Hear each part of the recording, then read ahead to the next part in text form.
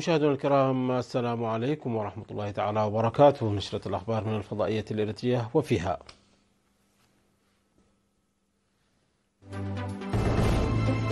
إريتريا تقدم تقريرها الموسمي في مجلس حقوق الإنسان.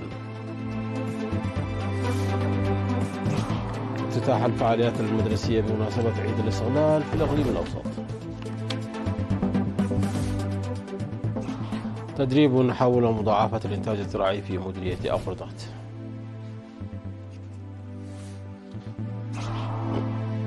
حكومتا الصومال وكينيا توقعان اتفاقيات تتعلق بالشؤون الخارجية والأمن.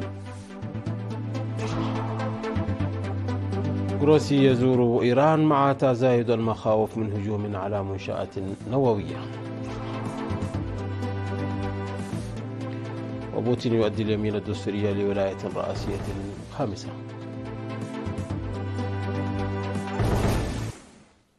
أهلا بكم مشاهدينا. قدمت إريتريا في 6 مايو الجاري التقرير الموسمي العالمي لمجلس حقوق الإنسان في الجولة الرابعة، والذي تقدمه جميع الدول الأعضاء كل 4 سنوات.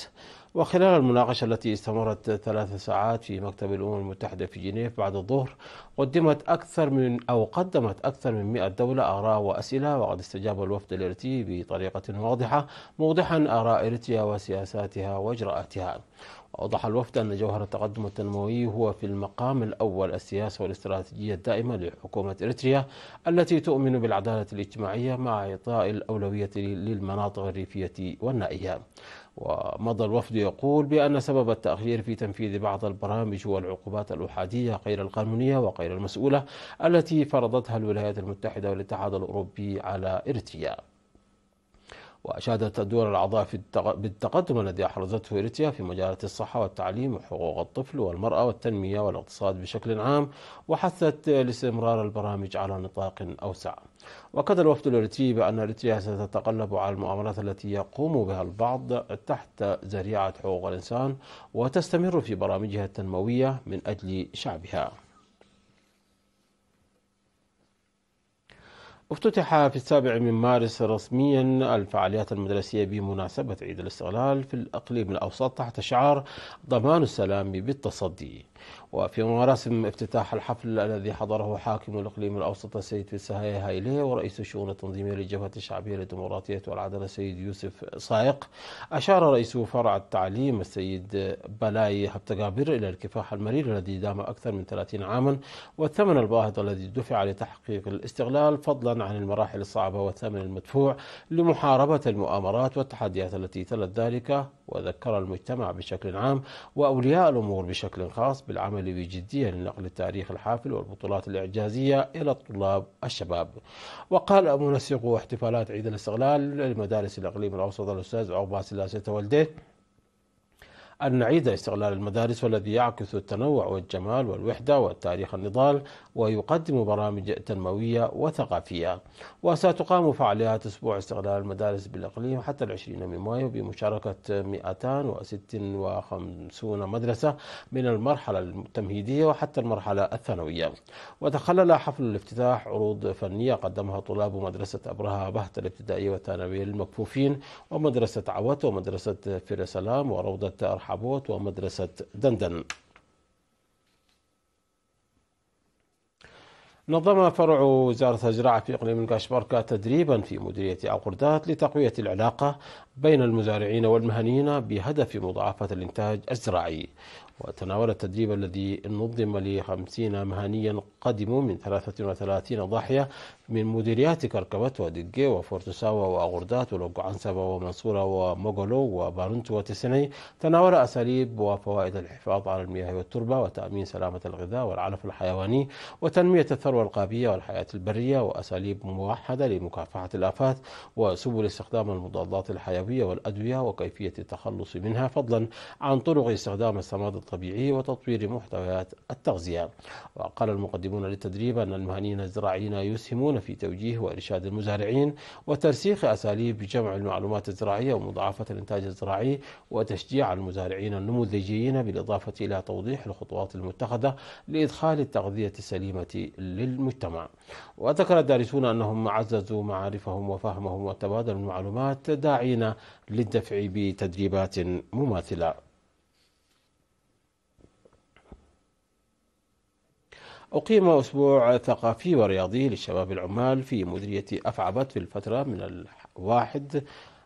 من الأول إلى الثالث من مايو، وتضمنت الفعالية أنشطة المعلومات العامة والخطابة والمناظرة والشعر والرياضة وغيرها من الأنشطة على شكل مسابقات بين طلاب المدارس المتوسطة والثانوية والشباب العمال.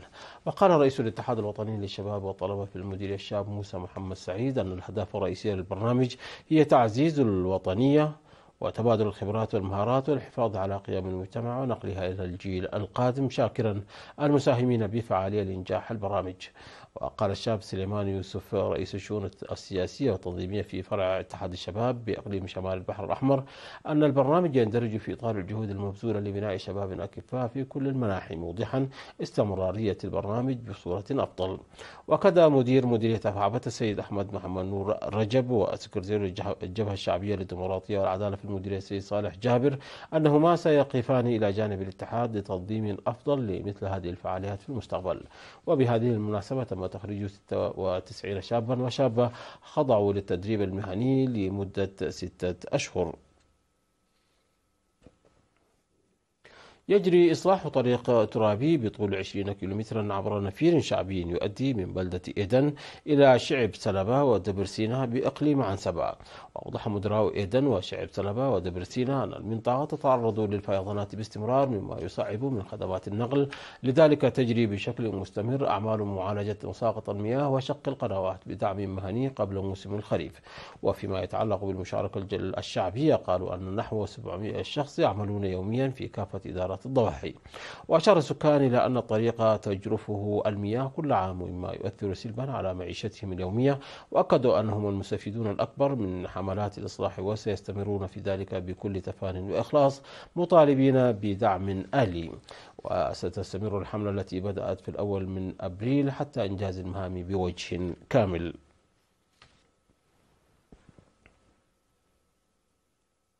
يقوم سكان 17 ضاحية في مديرية قال نفحي بالإقليم الأوسط بحملات نفير واسعة النطاق لمعالجة مساقط المياه وتنفيذ برامج التشجير. وقال السيد هبت مريم أمناي رئيس مكتب الزراعة بالمديرية أن البرامج التنمية الجاري تنفيذها منذ أوائل يناير 2024 تشمل بناء وإعادة تأهيل القنوات الحوضية والتدريج الزراعي والحواجز المائية في الحقول الزراعية. ويشارك في هذه الحملات الشعبية أكثر من 4000 شخص يوميا، حيث تم إنشاء أكثر من 170 ألف متر من أعمال القنوات الحوضية الجديدة و15 ألف متر من المكعبات الحجرية وصيانة 176 ألف متر آخر. وقال المشاركون في الحملات أنهم رأوا فوائد حملاتهم في السنوات الأخيرة وسيواصلون القيام بذلك بوتيرة كبيرة. مشاهدينا، نشرتنا تتواصل من الفضائية الإريترية، ولكن بعد فاصل قصير فابقوا معنا.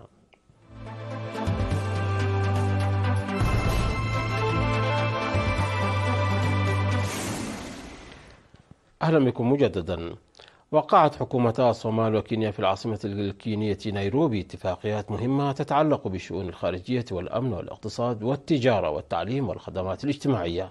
وذكرت وكالة الأنباء الصومالية أن الاتفاقية وقعها من الجانب الصومالي وزير الخارجية والتعاون الدولي أحمد معلم فكي، فيما وقعها من الجانب الكيني وزير الخارجية موساليا مودافادي.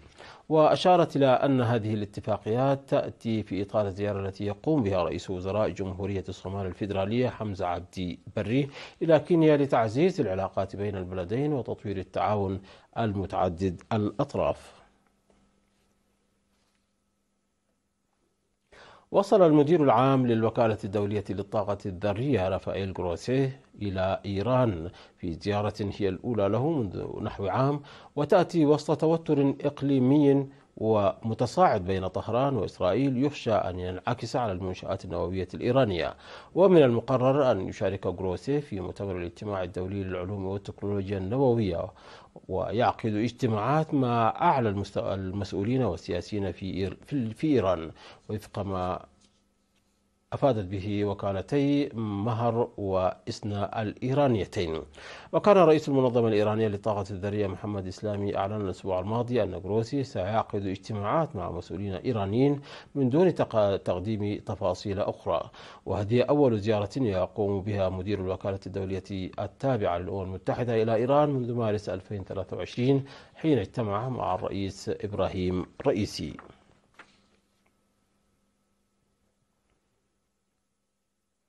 أدى الرئيس الروسي فلاديمير بوتين في الكرملين اليمين الدستورية لولاية رئاسية خامسة من 6 سنوات، وأقسم بحماية حقوق الإنسان والمواطن وحرياته واحترام الدستور وحمايته وسيادته والاستقلال، مؤكدا أن قيادة روسيا واجب مقدس. وفي شأن ذي صلة قال المتحدث باسم الكرملين ديمتري بيسكوف أن بوتين قد يعلن عن مرشح لرئاسة الحكومة الجديدة، وبموجب الدستور يجب أن تستقيل الحكومة في بداية الولاية الرئاسية الجديدة، مما يتيح للرئيس أن يقدم للبرلمان مرشحا لمنصب رئيس الوزراء. ومن المحتمل أن يقرر بوتين إعادة ترشيح رئيس الوزراء الحالي ميخائيل ميشوستين للمنصب.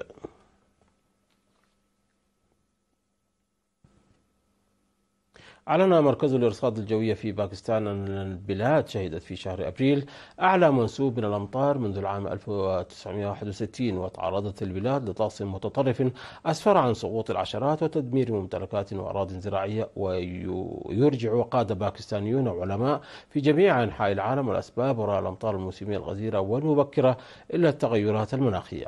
وأشار تقرير نشره المركز الوطني للإرصاد الجوي إلى أن الشهر الماضي شهد ارتفاع معدل هطول الأمطار في باكستان عن المعدل الطبيعي بنسبة 164%.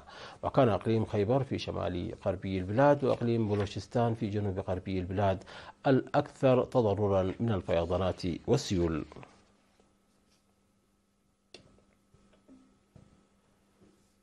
مشاهدينا، قبل الختام لكم تذكير بأهم ما جاء في هذه النشرة من أنباء. تقدم تقريرها السنة الموسمي في مجلس حقوق الإنسان. افتتاح الفعاليات المدرسية بمناسبة عيد الاستقلال في الإقليم الأوسط. تدريب حول مضاعفة الإنتاج الزراعي في مديرية أقردات.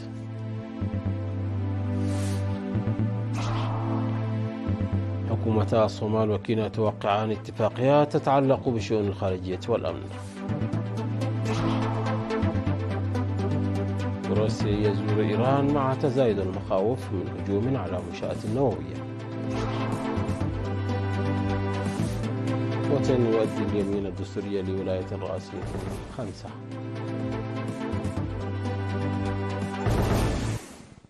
مشاهدينا، انتهت النشرة. شكرا على حسن المتابعة. تحية لكم أينما كنتم. إلى اللقاء.